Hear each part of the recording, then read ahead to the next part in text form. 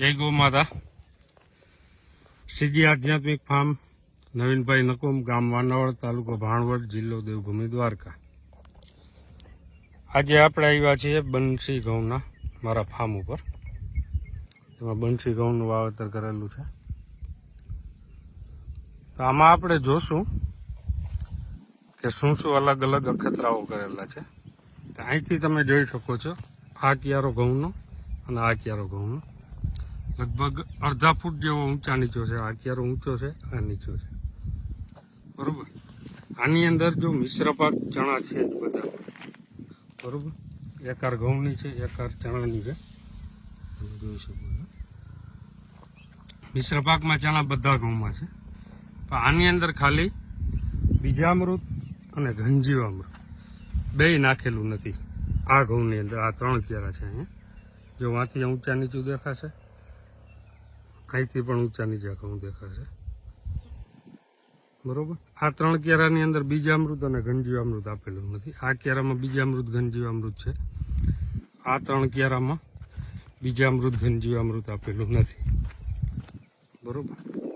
અહીંયા 3 ક્યારા પૂરા થઈ ગયા, અહીંથી કટ દેખાય છે, બરોબર. આ ઘઉં છે. પછી હવે આપણે જોશું એક ક્યારો બીજો પણ છે અખતરો કરેલો. આ બીજામૃત ઘનજીવામૃત આપેલું છે.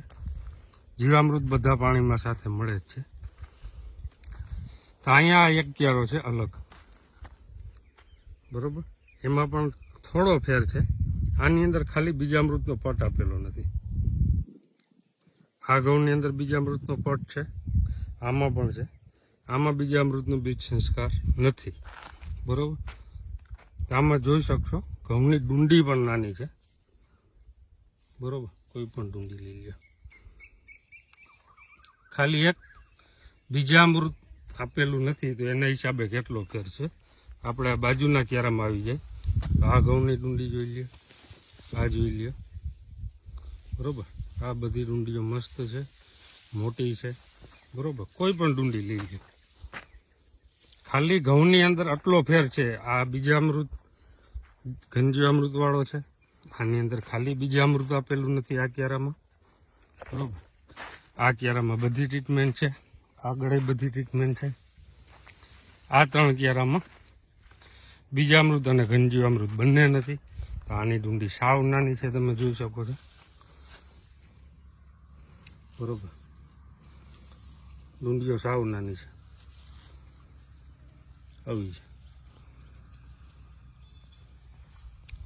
આટલો જ ફેર છે. પાણી પણ બધાને સરખું મળે છે, જીવામૃત પણ બધાને સરખું મળે છે, બધા ઘઉંને.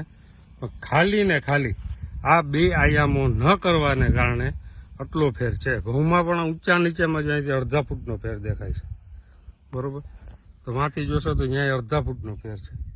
વચમાં 3 ક્યારા છે, બરોબર. વાં આપણે એક ક્યારો પહેલો જોયો, બરોબર. તો બધા ખેડૂત મિત્રોને ખાસ વિનંતી કે સુભાષ પાલેકર પ્રાકૃતિક કૃષિની અંદર બધા આયામો આપણે સાથે 5 આયામોને સાથે લઈ અને પ્રાકૃતિક ખેતી કરીએ.